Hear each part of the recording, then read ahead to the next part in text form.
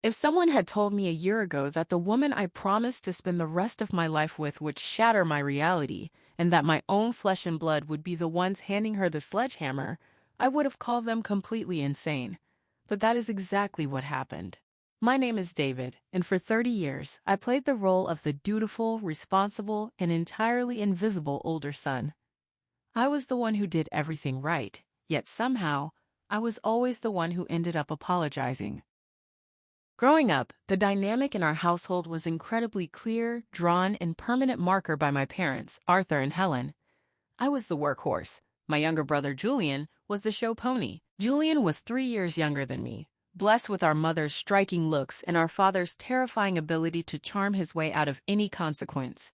While I was spending my high school years working evening shifts at a local hardware store to save up for college tuition, Julian was crashing the cars my parents bought for him, failing his classes, and being rewarded for his vibrant energy. Whenever I achieved something, like graduating at the top of my university class with a degree in software engineering, my parents would give me a polite nod before pivoting the conversation to Julian's latest amateur acoustic guitar performance. I learned early on that my worth to my family was measured entirely by my utility. I was the fixer, the ATM, the reliable backup plan. Julian was the heart. Despite the blatant favoritism, I kept my head down and built a life I was proud of.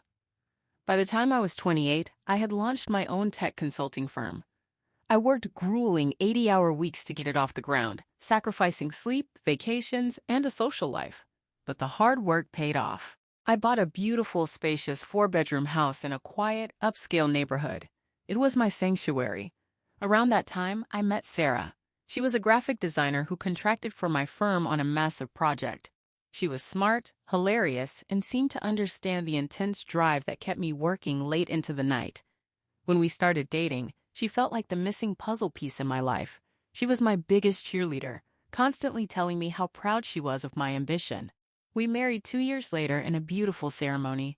For a brief, shining moment, I thought I had finally built a family that would value me for who I was, not just what I could provide. But the honeymoon phase didn't last forever. As my business expanded, my responsibilities grew. I was still making time for Sarah, planning elaborate date nights every weekend and ensuring we had quality time, but she started growing distant. The woman who once praised my work ethic began rolling her eyes when my phone buzzed with client emergencies. She started making offhand, passive-aggressive comments about how I was married to my laptop. I tried my best to compromise. I hired a secondary manager to take some of the weight off my shoulders. I booked us a surprise weekend getaway to a vineyard, but nothing seemed to bridge the growing chasm between us. She was always on her phone, typing furiously, and turning the screen away whenever I walked into the room. Then came the announcement of the girls' trip. It was a Tuesday evening, and we were sitting in the kitchen. Sarah looked up from her phone and casually mentioned that her best friends, Chloe and Jessica, were planning a 2-week trip to Miami, and she desperately wanted to go. She said she was feeling suffocated, burned out, and just needed to reconnect with herself. I felt a twinge of guilt, assuming my heavy workload had contributed to her stress. I not only agreed without hesitation, but I also transferred $5,000 into her personal account to make sure she could treat herself to nice dinners and spa days. I wanted her to be happy. I wanted my wife back. The days leading up to her departure were strange. Sarah was manic, buzzing with an energy I hadn't seen in her for over a year. She bought an entirely new wardrobe, expensive bikinis, sheer dresses, and lingerie that made my eyebrows raise. When I jokingly asked if Chloe and Jessica were going to appreciate the new lingerie, she snapped at me, calling me insecure and controlling. I backed off immediately, not wanting to start a fight before she left. When I dropped her off at the airport, she gave me a brief, stiff hug, barely making eye contact before rushing through the security gates. During the 2 weeks she was gone, I practically lived at my office. I wanted to close a massive corporate contract so that when Sarah returned, I could surprise her with the news that I would be taking a full month off for us to travel together. Communication with her during the trip was painfully sparse. She would send one-word text replies and ignored my phone calls, claiming the reception at the beach club was terrible or that she was too exhausted from dancing. I tried not to let it bother me. I trusted her implicitly. Meanwhile, my parents were ramping up their usual antics. My mother called me 4 times in 1 week to complain about Julian's latest crisis. Julian had recently quit his job as a barista, a job my parents had to beg the owner to give him because he felt the manager was stifling his creative aura. Now, he needed $30,000 to start a luxury sneaker reselling business. My mother didn't ask if I could lend him the money. She demanded it. When I calmly explained that my capital was currently tied up in business expansion and that Julian needed to learn how to save his own money, my mother went ballistic. She accused me of being a greedy, heartless elitist who loved money more than his own flesh and blood. My father got on the phone and told me I was a disappointment to the family name. I hung up on them, feeling that familiar, heavy ache in my chest. I couldn't wait for Sarah to come home so I could vent to the one person who was supposed to be on my side. When Sarah finally returned from Miami, something was fundamentally broken. I waited for her at the baggage claim with a bouquet of her favorite lilies, but when she saw me, her face didn't light up. She looked terrified. On the drive home, she stared blankly out the passenger window, giving one-syllable answers to my questions about the trip. For the next week, she barely spoke to me. She was pale, constantly nauseous, and completely guarded. She started taking her phone into the bathroom with her and slept on the far edge of the mattress, flinching if my arm brushed against hers in the night. I convinced myself she was just going through a depressive episode after returning from a high-energy vacation. I tried to be as gentle and supportive as possible, but the truth has a funny way of clawing its way to the surface, no matter how deeply it's buried. It happened on a rainy Sunday morning. Sarah had left the house to go to the pharmacy, claiming her stomach bug wasn't going away. I was in my home office, looking for a specific charging cable in the bottom drawer of my desk. Instead of the cable, my hand brushed against Sarah's old iPad. She had upgraded to a newer model a few months ago and tossed this one in the drawer, presumably forgetting about it. I pulled it out to see if it had the right port. The battery was somehow still clinging to 3%. I pressed the home button and the screen illuminated. Because it was connected to our home Wi-Fi, the device immediately started syncing. A cascade of iMessage notifications began flooding the lock screen, hundreds of them. The name popping up wasn't Chloe, it wasn't Jessica. It was Julian. My blood turned to ice in my veins. My breath hitched in my throat as I stared at my brother's name on my wife's tablet. Trembling, I unlocked the iPad. She had never changed her passcode. It was still our anniversary. What I found in that message thread didn't just break my heart, it annihilated my entire understanding of my life. There were thousands of messages dating back over 8 months. The flirtation, the complaining about me, Sarah telling Julian how boring I was, how all I cared about was my business, how she felt neglected, Julian feeding into it, telling her she deserved a man who was spontaneous, passionate, and deeply in tune with her needs, a man exactly like him. But it wasn't just talk. I scrolled up to the dates corresponding with the girls' trip. There were photos, dozens of them. Sarah and Julian on a balcony overlooking the ocean in Miami. Sarah and Julian drinking cocktails at a beach bar. Sarah wearing the lingerie she bought, posing on a hotel bed, sent with a caption that made my stomach violently rebel.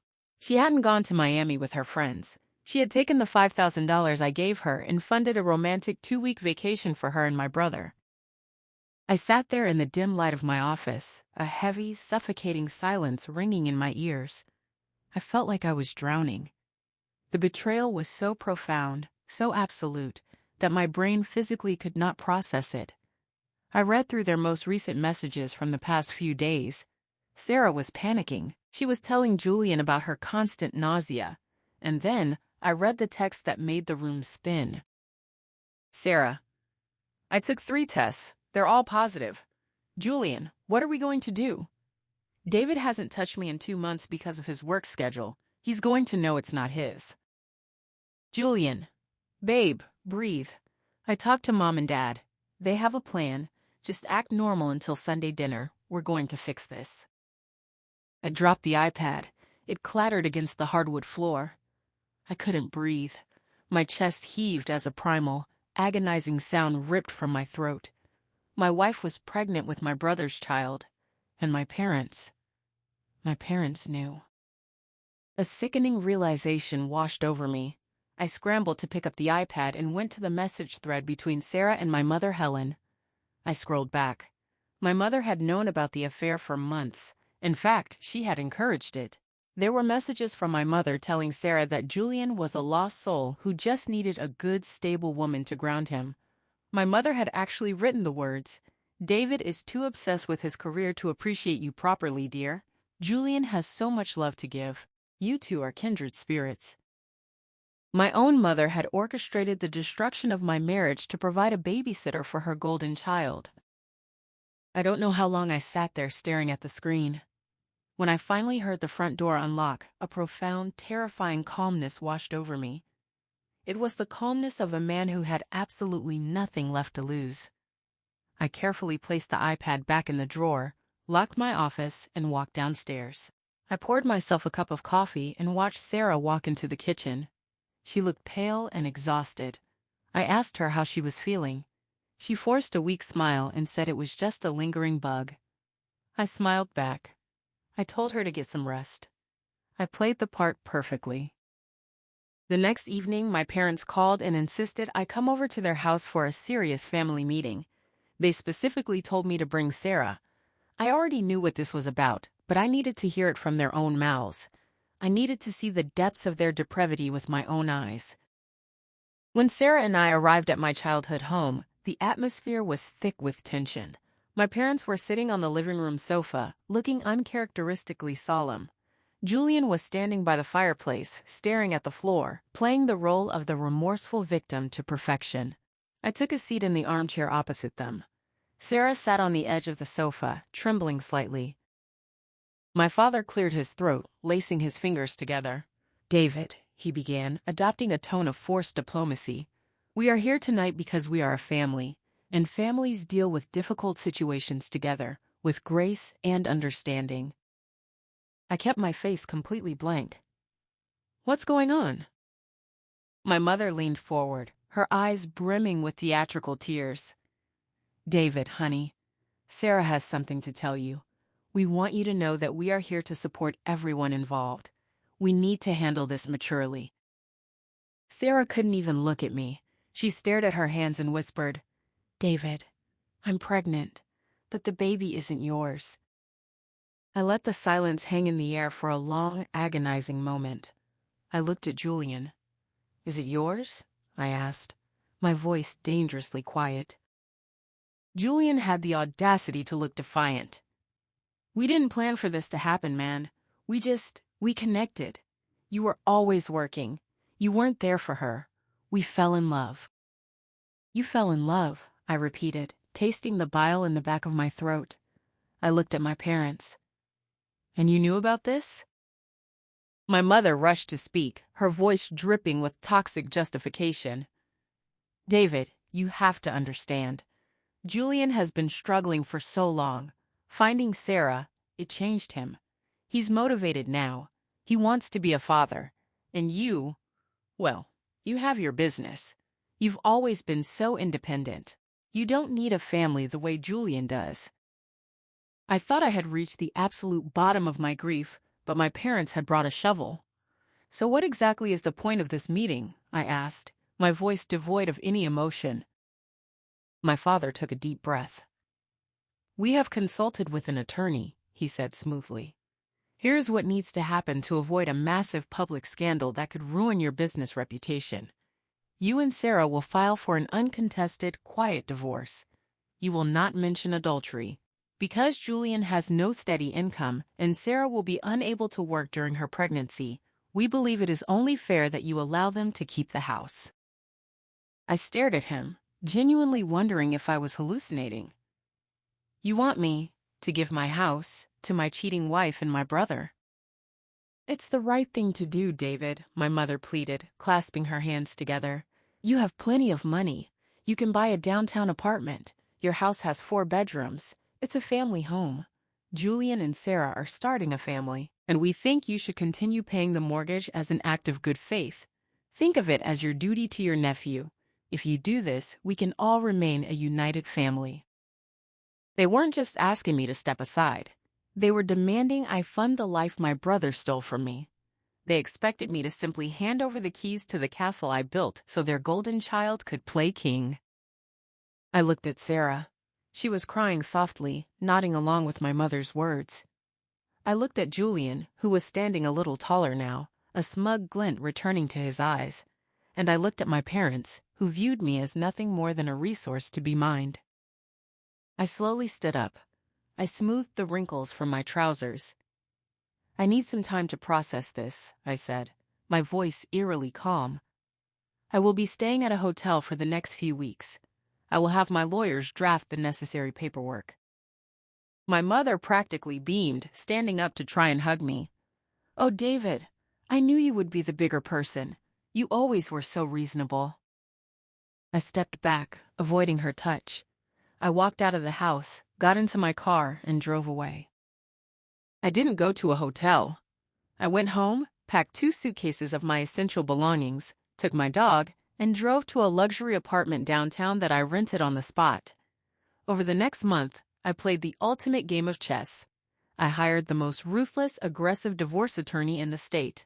I handed her the iPad, all the bank statements showing the $5,000 I gave Sarah for the trip, and the deed to my house, which, crucially, I had purchased solely in my name 2 years before I even met Sarah. We had signed a solid prenuptial agreement at the time, ironically at Sarah's insistence, because she wanted to prove she wasn't after my money. While my lawyer worked behind the scenes, I maintained the illusion of compliance. I texted my parents and Sarah periodically, claiming I was sorting out the mortgage transfer and finalizing the divorce papers. They were elated. They thought they had won. My mother even had the audacity to invite me to a massive family gathering she was hosting, a combined celebration of my parents' 40th wedding anniversary and a special announcement from Julian and Sarah. I RSVP'd yes. The day of the party arrived, my parents' backyard was transformed into an elegant event space. There were over 80 people there, including our extended family, my parents' wealthy country club friends, and most importantly, Sarah's deeply conservative religious parents who had flown in from Texas. The atmosphere was joyous, filled with laughter and clinking champagne glasses. I arrived an hour late, dressed in a sharp, tailored suit. Julian and Sarah were holding hands by the catered buffet, playing the happy couple. When Sarah's parents saw me, they rushed over, hugging me tightly, asking where I had been. They had absolutely no idea what was going on. They still thought Sarah and I were happily married. About an hour into the party, my father clinked his glass to command the attention of the crowd. He gave a nauseating speech about family, loyalty, and the unexpected blessings of life. Then, he proudly called Julian and Sarah to the front. Julian took the microphone, flashed his movie star smile, and announced to the cheering crowd that he and Sarah were expecting a baby. Sarah's parents looked utterly confused. Her mother turned to me, whispering, "David, why is Julian announcing, wait, are you and Sarah?" I didn't answer her. I walked straight up to the makeshift stage area. I smiled at Julian and gently took the microphone from his hand. "Thank you, Julian," I said smoothly. The crowd quieted down, expecting me to offer a brotherly blessing. Instead, I pulled a small remote out of my pocket. I had arrived early that morning while my parents were out getting supplies and connected a small casting device to the massive outdoor television my father had set up to play an anniversary slideshow. "Family is indeed a beautiful thing," I said, my voice projecting clearly across the silent yard. "It's built on trust, honesty, and unconditional love. Unfortunately, I haven't experienced any of those things in this family." My mother's smile instantly vanished. She took a step forward, hissing, "David, what are you doing? Stop it." I ignored her and pressed the button on the remote. The outdoor television flashed to life. The first image was a massive, high-definition screenshot of the text messages between Sarah and Julian. The text was large enough for everyone in the back row to read clearly. "Sarah, I love you so much more than David. He's pathetic compared to you." "Julian, can't wait to get you to Miami, babe. Thanks for getting him to pay for it." A collective gasp echoed through the garden. Sarah screamed, covering her face. Julian lunged toward the television, but I stepped in his path. For the past 8 months, I spoke into the microphone, my voice echoing over the rising murmur of the crowd. My wife has been sleeping with my brother. The baby they just announced? It was conceived in a hotel room in Miami, paid for by my bank account. I pressed the button again. A new slide appeared. It was the text thread between my mother and Sarah. And the best part? I continued, my voice dripping with venom. My wonderful parents not only knew about the affair, they engineered it. They thought my cheating brother deserved my wife more than I did. I pressed the button once more. A scanned document appeared on the screen. And recently they sat me down and demanded I quietly divorce Sarah, give them my 4-bedroom house, and pay the mortgage so they could raise their new family in luxury, all to protect their reputation. Pandemonium erupted. Sarah's father, a formidable man with a booming voice, shoved past the crowd.